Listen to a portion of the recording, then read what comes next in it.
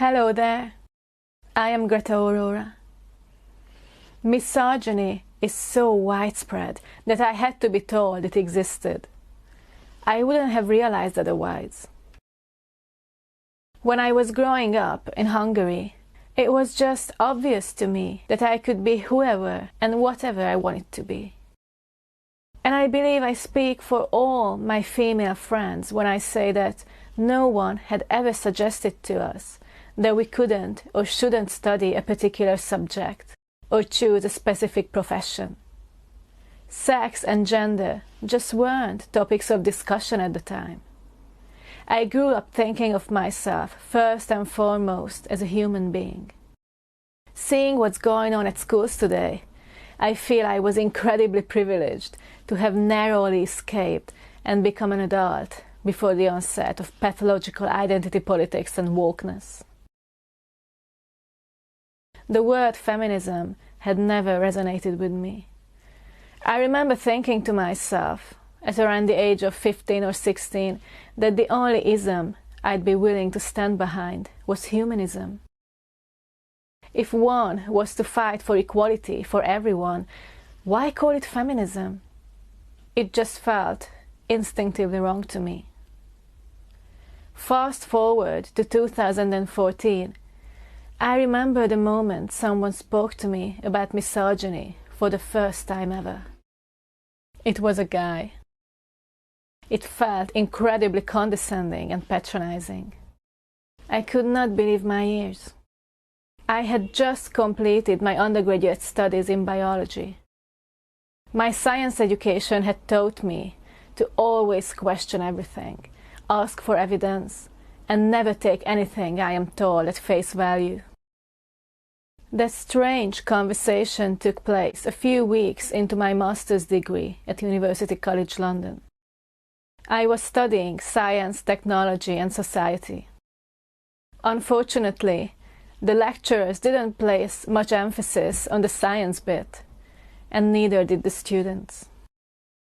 I was having lunch with this guy from my course one day. We were talking about art, specifically photography, and I told him I was a model, and I loved looking at images of beautiful women. To which he replied, "Unfortunately, women are often objectified in art and commercials." I had never heard the word objectification in a serious context before. In fact, I thought he was joking at first.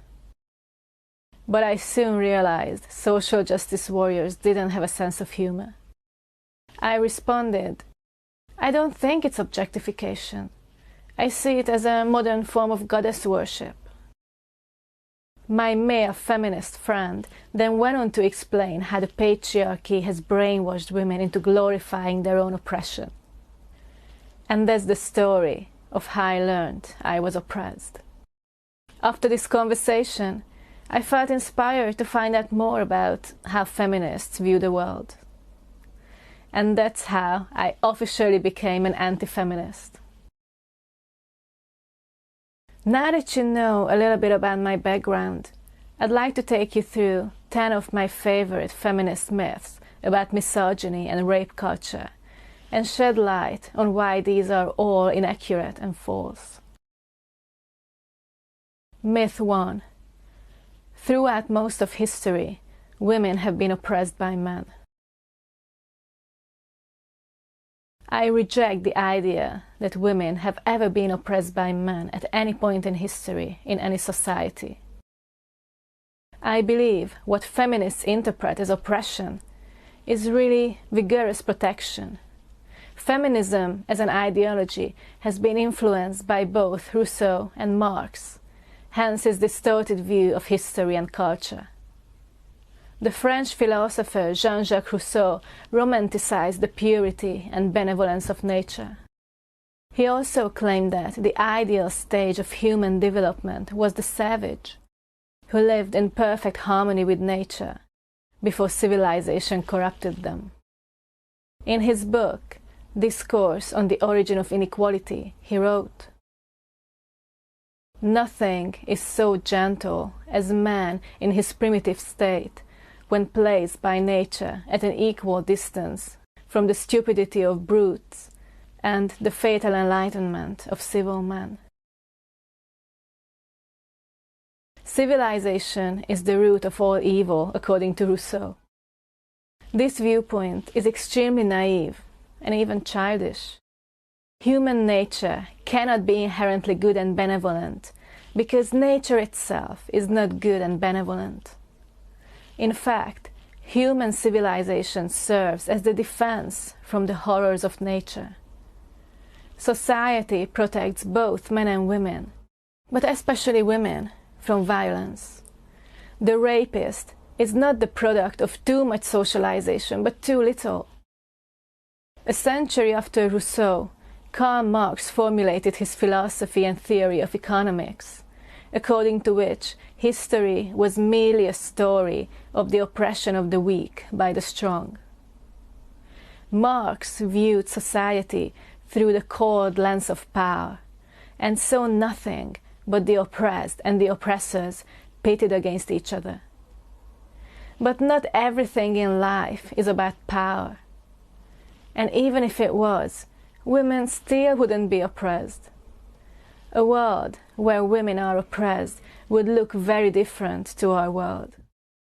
Even in Islamic countries, where women's freedom of movement is extremely limited, we cannot really talk about oppression. These societies aim to protect women from the outside world by shielding them like a precious diamond. In the West, the goal of women's liberation has been to free us from overprotection. But freedom means not just rights, but also responsibilities. That's why I'm in favor of a women's responsibilities movement rather than a women's rights movement. Myth 2. The Western world is a patriarchy that encourages misogyny. Feminists have misused the word patriarchy so much that I'm not even sure what it means anymore. They tend to use it in the context of male privilege and male power, which is an erroneous premise. Men and women are both powerful in different ways, but neither sex is more powerful than the other in an absolute sense. The problem with any form of identity politics is that it attributes to the individual the characteristics of the group he or she supposedly belongs to. As a result, all groups within society are described as homogeneous and monolithic, with no space for nuance. The 20th century showed us why this is a bad idea. Fascism and communism are guilty of making this fatal mistake, and so is feminism. Not only do feminists paint all men with the same broad brush, but they attribute the very worst characteristics of the most evil men to all men, while simultaneously portraying all women as innocent and infallible angels with the purest of hearts. There is no worldwide conspiracy of men coming together to oppress women. There is no secret society which all men are part of, and which excludes all women. The myth of the patriarchy is a convenient scapegoat for women who don't want to take responsibility for their own actions, failures, and mistakes. After all, it's always easier to blame someone else for our own shortcomings. The truth is, women actually have it easier than men in many areas of life. Discrimination at education and work has long been outlawed, and therefore feminists who claim oppression do so by citing personal experiences of misogyny. More about this later. True gender equality is impossible to achieve if we view the relationship between the genders as a form of war. We must acknowledge we're all on the same side. We're all in this together. Feminists are desperate to win a war against men and they celebrate any issues men face as victory. What they fail to understand is that if either side defeats the other, everyone loses. If we strive to make the world a better place for one gender at the expense of the other, we can only end up making it worse for everyone. Women don't exist in a vacuum, and neither do men. We must set common goals and work together to achieve these. Myth 3. Western beauty standards are the invention of the patriarchy. Let's take a look at some depictions of the ideal woman from different cultures and historical eras. 7,000 years ago in Eastern Europe. 4,000 years ago in Babylon. 3,000 years ago in Greece. 2,000 years ago in Egypt. 2,000 years ago in Greece. 1,000 years ago in India. 1,000 years ago in China. 500 years ago in Italy. 150 years ago in England. 70 years ago in Nigeria. 50 years ago in America. And at our present time. Did you notice anything interesting? All these depictions of the female figure are strikingly similar. Their proportions, especially the waist-to-hip ratio, are uncannily consistent across civilizations throughout the millennia. This shows that our perception of female beauty is instinctive and inherent, rather than socially constructed. A multitude of studies have shown that men have a preference for a low waist-to-hip ratio, and both sexes rate symmetrical bodies and faces more attractive than asymmetrical ones. The obvious biological reason for this is that a low waist-to-hip ratio is a sign of fertility in a woman, and bodily and facial symmetry signals health in both men and women. Please note that the images I showed you are all meant to be attractive and erotic. We can, of course, find examples of mother goddesses in various cultures, but these do not take away from the validity of the point I'm making. Depictions of mothers, like the Venus of Willendorf from roughly 30,000 years ago, were probably used in fertility rituals and were not meant to be erotic or sensual in nature. Myth 4. The representation of the female body in art and the media is evidence of misogyny. Of course, this could not be further from the truth. We know that sex sells, but what that really means is that the female body sells.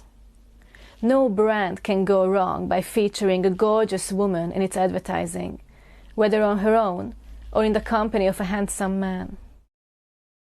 Art galleries all over the world are full of paintings of beautiful women. We can sometimes find depictions of beautiful men too, although these are generally limited to Western art. How bitter and cynical does one have to be to view all the stunning representations of femininity as evidence of misogyny? If this is not jealousy on the part of feminists, I don't know what it is. The guerrilla girls miss the point so badly.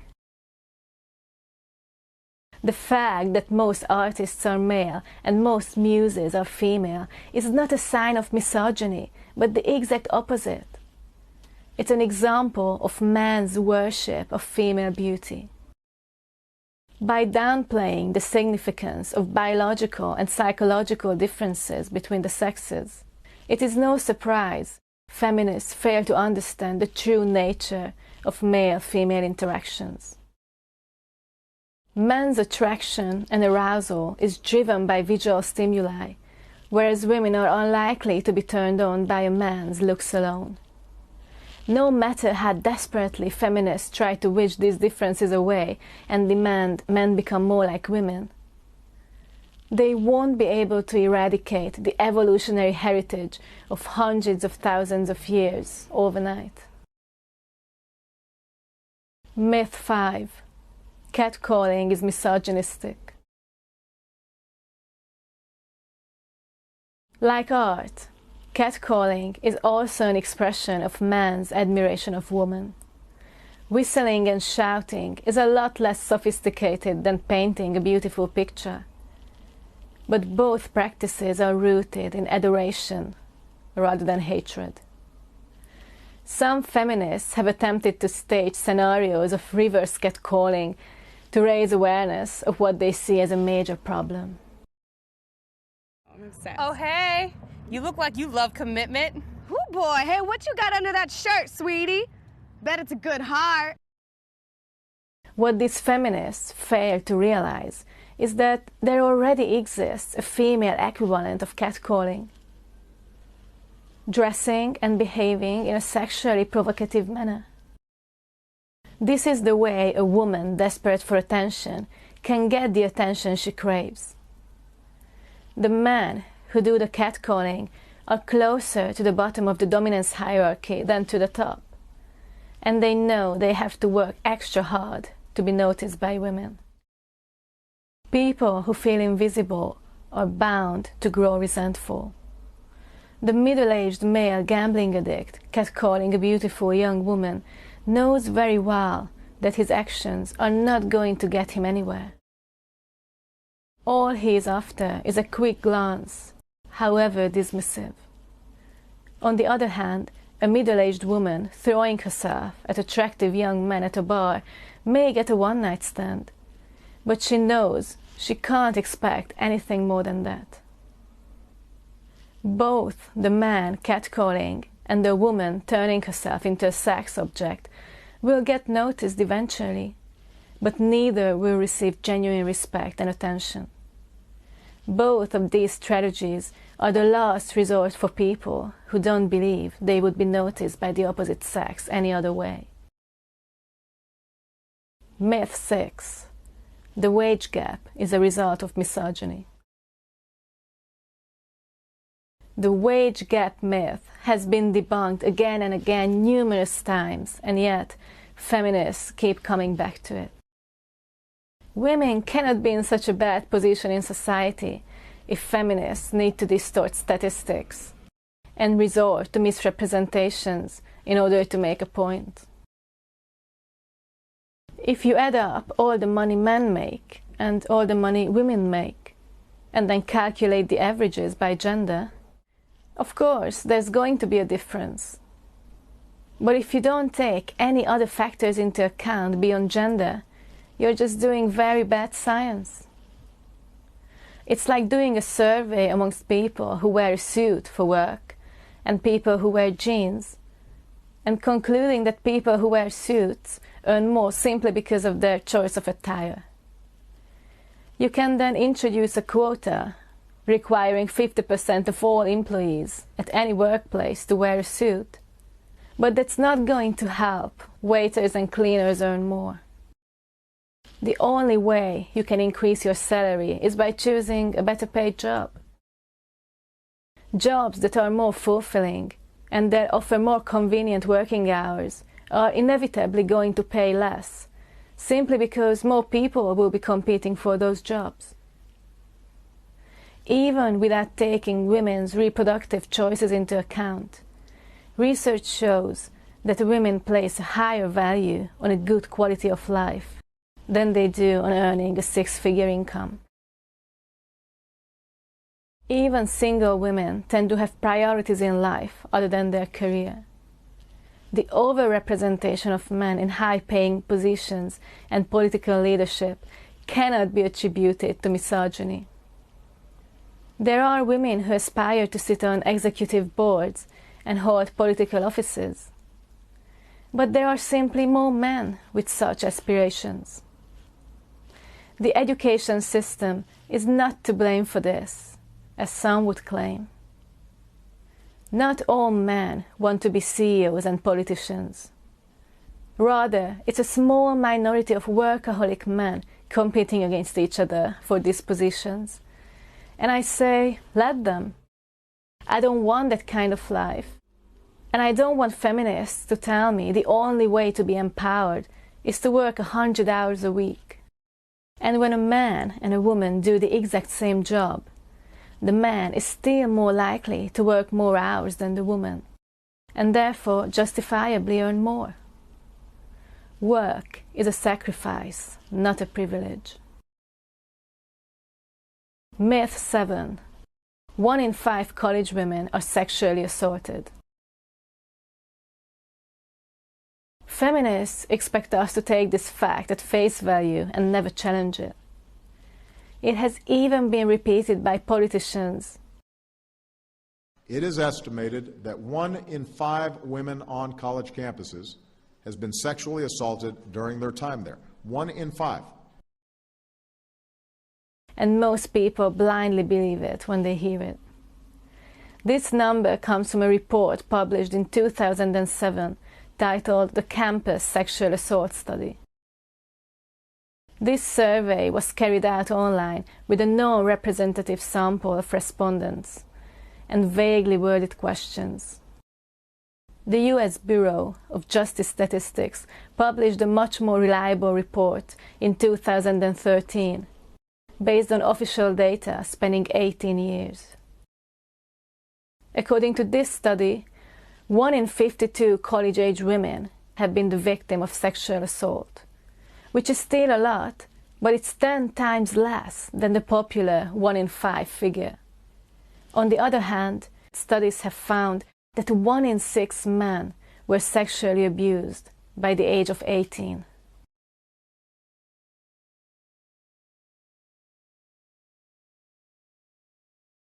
The bottom line is, only a deluded feminist could insist Western university campuses are as dangerous for women as the Democratic Republic of Congo in Central Africa, where they have actual rape camps using sexual violence as punishment. The Me Too movement has succeeded in perpetuating this myth and encouraged men to ask for consent at every single stage of an intimate encounter. It is not surprising, then, that millennials are having far less sex than any generation ever before. Feminism has greatly damaged men's confidence in their sexuality by demonizing all aspects of masculine aggression and competition. Unless these traits are expressed by women, of course. As a result, feminism has forced men to unlearn the very characteristics women are attracted to.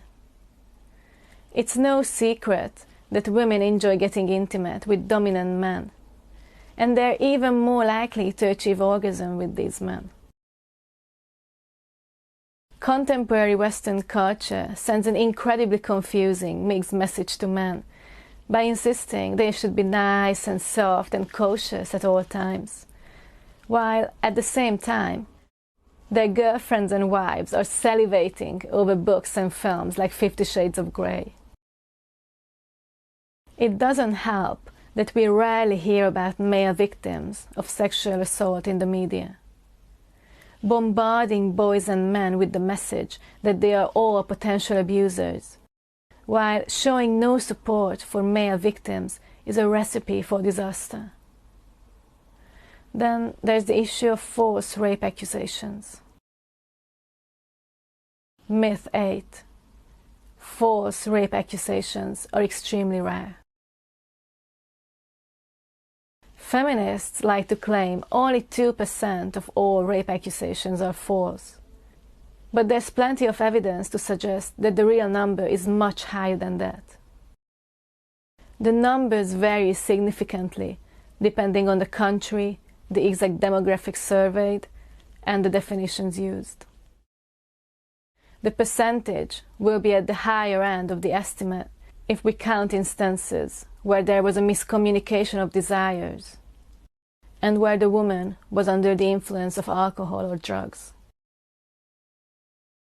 Confirming consent at every stage of a sexual encounter is a ludicrous requirement, but if a woman does not want to go any further, she must clearly voice it.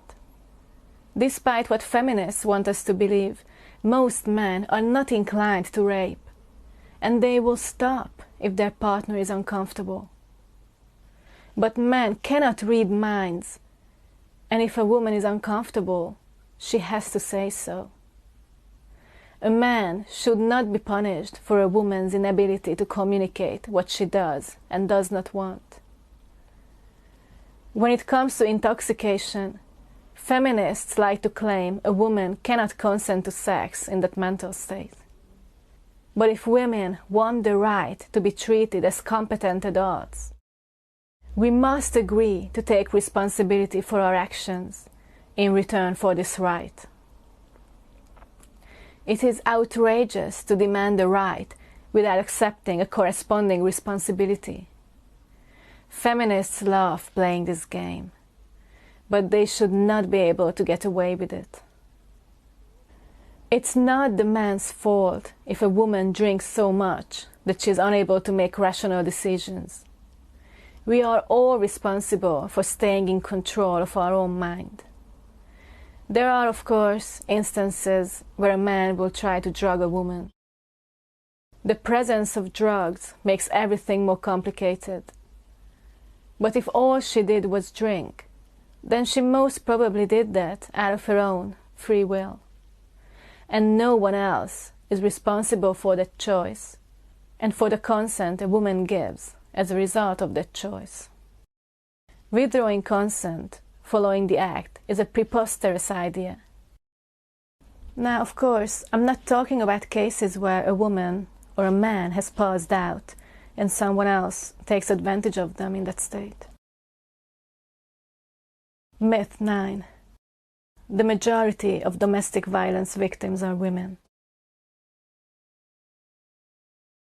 Domestic violence is one of the most underreported crimes, so accurate statistics are difficult to come by. But men may be even less likely to report abuse due to the stigma and perceived weakness of a man falling victim to a woman. A male victim may also fear he will be the one getting arrested if he calls the police. Some research suggests that men and women commit domestic violence against each other in similar numbers. If children are also present in the household, the man may be even more reluctant to report the crime or leave the home, because the children would be at a great risk of harm if they were left alone with the woman. Sadly, a man's attempts to rescue himself and his children may give the impression that the man is abducting them. As long as the common misconceptions around the gendered nature of domestic violence persist, male victims will remain unlikely to contact the police. It does not help that there are hardly any shelters available for men who are abused by their partners. In England and Wales, for example, there are 7,500 refuge spaces available for women, but only 60 for men. Myth 10. Women are more likely to be murdered than men. Whenever I encounter self-described rat femmes on Twitter, they tend to be very passionate about raising awareness of what they think is the #1 issue facing women today: the threat of violence and death. Every single life lost is one too many, of course, but the claim that more women than men are violently assaulted and murdered is simply not true. In his book, The Empathy Gap, William Collins discusses statistics about victims of violence and homicide in great detail. In the UK, in 2016, for example, 69% of homicide victims were men. This figure was 71% the following year. Homicide rates of men, but not women, consistently increased between 2015 and 2018. In the US, the average gender split of homicide victims is 78% men and 22% women. This shows that homicide is far from a women's issue. It is a human issue, which we should all be concerned about.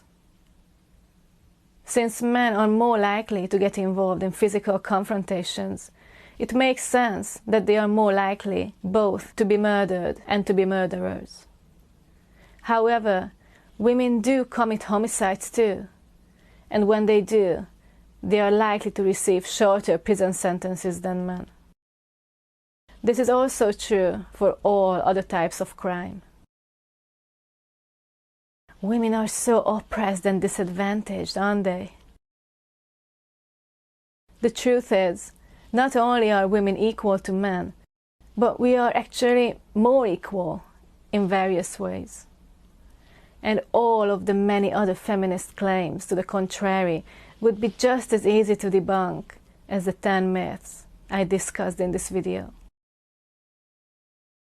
If you'd like to hear me expose more delusional feminist claims, check out my YouTube channel. You will find me at YouTube/Greta Aurora. I'm also on Twitter, Instagram, Facebook, and Patreon. My website is gretaaurora.com. I am incredibly honored to have had the chance to participate at the International Conference on Men's Issues. Thank you so much for watching my video.